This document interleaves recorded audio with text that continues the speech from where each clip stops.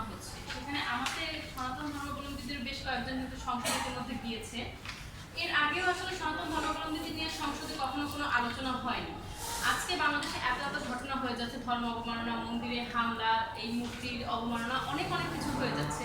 কিন্তু দুর্ভাগ্যের সহিত বলতে হচ্ছে যে আমাদের আজকে সংবাদ সম্মেলন করে সরকার প্রধানের দৃষ্টি আকর্ষণ করতে হচ্ছে, কিন্তু সংসদে এই বিষয়টি নিয়ে কোনো আলোচনা হচ্ছে না। যেখানে হওয়া উচিত ছিল হিন্দু ধর্মাবলম্বী যারা আছে তারা সংসদে দাঁড়িয়ে এই বিষয়টি উত্থাপন করবে। এই বিষয়টিকে আসলে আপনারা কিভাবে দেখছেন যে আমাদের ধর্মীয় লোক থাকতেও এই বিষয়টি নিয়ে আসলে সংসদে কোনো আলোচনা হচ্ছে না? হ্যাঁ, এটা আমরা লক্ষ্য করছি। আমরা বাংলাদেশ পূজা উদযাপন ফ্রন্ট আসলে সনাতনীদের নিয়ে কথা বলি। আমরা চাই আমাদের যে সমস্ত সনাতনী মাননীয় সংসদ সদস্য আছেন তারা অচিরেই এই ব্যাপারটি নিয়ে একটু সংসদে আলোচনা করবেন, এবং সংসদ হচ্ছে সমস্ত ইসের মূল কেন্দ্র। সেখানে যদি আলোচিত হয়, সেখানে মাননীয় প্রধানমন্ত্রী থাকবেন, আমাদের মাননীয় স্বরাষ্ট্রমন্ত্রী থাকবেন, অন্য বিভিন্ন মন্ত্রণালয়ের মন্ত্রীরা থাকবেন, এবং ওখানে বিরোধী দলও থাকবেন। যদি ওইখানে একটা প্রাণবন্ত আলোচনা হয় এবং ওখানে যদি একটা সিদ্ধান্ত গৃহীত হয় যে সংখ্যালঘুদের সুরক্ষার জন্য, তাহলে আপনি যে প্রশ্নটা করেছেন আমাদের ওটা মনের কথা। আমরা আশা করব যে আমাদের যারা আছেন তারা অত্যন্ত বিজ্ঞ লোক, যারা এই সংসদে গিয়েছেন সনাতনীদের পক্ষ থেকে, বিশেষ করে বাবু গয়েশ্বরচন্দ্র রায়, যার নাম জাতীয়তাবাদী শক্তির প্রথম উচ্চারিত নাম, উনি এই ব্যাপারে একটা পদক্ষেপ নেবেন।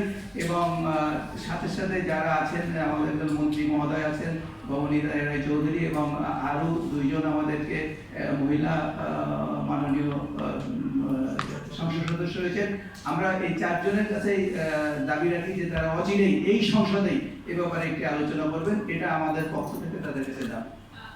আমার আসলে অপরাধীর কাছে একটা প্রশ্ন ছিল, যেহেতু নিপুণ দিদি অলরেডি সংসদে গিয়েছে, সেই ক্ষেত্রে মানে নিপুণ দিদি এই জায়গা থেকে কোনো কিছু বলবে কিনা, বা আপনি এই সম্পর্কে জানেন কিনা? আসলে নিপুণ কি বলবে সেটা তো আমার জানার কথা না। আমি আমার রাস্তাতে আমি চলছি, হাঁটছি আজকে, তাই যখন মনে করলাম যে আমাদের সনাতনীদের এই দাবি বা এই যে আমাদের অবমাননা ন্যাক্কারজনক ঘটনা ঘটেছে, তাহলে আমার ঘরে বসে থাকা উচিত নয়। তাই মনে করি কিন্তু আজকে আমরা এই সাংবাদিক সম্মেলন দেখেছি উদযাপন ফ্রন্টের পক্ষ থেকে। আমরা চাচ্ছি আমাদের প্রধানমন্ত্রী, তিনি মাননীয় প্রধানমন্ত্রী আমাদের প্রতিশ্রুতি রক্ষার অনেকগুলো আপনার দেখিয়েছে যে তার কীভাবে শত আসনের মন্দিরগুলো নির্মাণ হচ্ছে। তেমনি মাননীয় প্রধানমন্ত্রীর কাছে আমাদের বাংলাদেশ পূজা উদযাপন ফ্রন্ট এবং সনাতনীদের দাবি যে আমরা রাম মূর্তিকে আবার পুনর্নির্মাণে আমাদের সহায়তা করবেন, এবং আমরা এই মন্দিরটি কোনোভাবে যেন না ভেঙে যায়। আপনারা জানেন যে 1971 সালে পাখানা দারলা রঙ্গনাথ মন্দির ঘুরিয়েছিল, 73 সালে শেখ মুজিবুর রহমান ঘুরিয়ে দিয়েছিল। এই পুনরাবৃত্তি যেন না হয়। বিএনপির নেতারা আমি জানি মন্দির করেন, তারা ভাঙেন না। তাই আমার বিএনপির প্রতিটি নেতার কাছে দাবি, আমাদের এই নির্বাচিত সরকার জনগণের সরকার, আমরা জানি যতটুকু যে সনাতনীদের ভোটের মাধ্যমে আমরা নির্বাচিত একটি সরকার আমি মনে করি গঠন হয়েছে। কারণ এক একটা এলাকায় 1,54,000 ভোট আছে সনাতনীদের। আমি কাজ করেছি চিটাগাং, কক্সবাজার, আমার টিম গিয়েছে, জম্মু তার নেতৃত্বের কক্সবাজার, অন্যান্য বিভিন্ন জায়গায় গিয়েছে। আমি গিয়েছি ব্যক্তিগতভাবে নারায়ণগঞ্জ এবং চিটাগাংয়ের বিভিন্ন আসনে। সেখানে 1,54,000 ভোট সনাতনীদের। এটা কিন্তু ফেলে দেওয়ার মতো না, এবং জয়ী হয়েছে।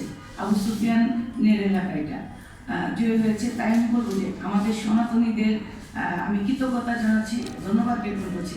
তাদের মাথায় সবসময় একটা অন্য সংগঠন বা অন্য দলের ট্যাগ লাগাতে চায়। এটাকে এবার ভেঙে ঘুরিয়ে দিয়ে বিবেকের মাধ্যমে, নিজ চেতনার মাধ্যমে এবার সবাই সনাতনীরা ভোট দিয়ে জয়যুক্ত করেছেন আমাদের নির্বাচিত সরকারকে। তাই আমাদের সনাতনী সবার পক্ষ থেকে দাবি আমাদের রাম মূর্তির পুনর্নির্মাণ করতে দেওয়া হোক এবং মূর্তিটি উদ্বোধন করা হোক। আরেকটা ইনফরমেশন আপনারা জানেন কিনা জানি না, এই মন্দিরে 24 বিশ্বাস যখন শুরু হয়েছিল ওই এলাকায় জামাত নেতা এবং বিএনপির নেতা তারা উদ্বোধন করেছিল। তাই আমি বলবো যে যারা উগ্রপন্থী বা জঙ্গি বলছি তারা আসলে কোনো ধর্মকে বিশ্বাস করে না। ধর্মকে বিশ্বাস করলে কারোর ধর্মীয় স্থানে আঘাত আনতে পারে না। ধন্যবাদ।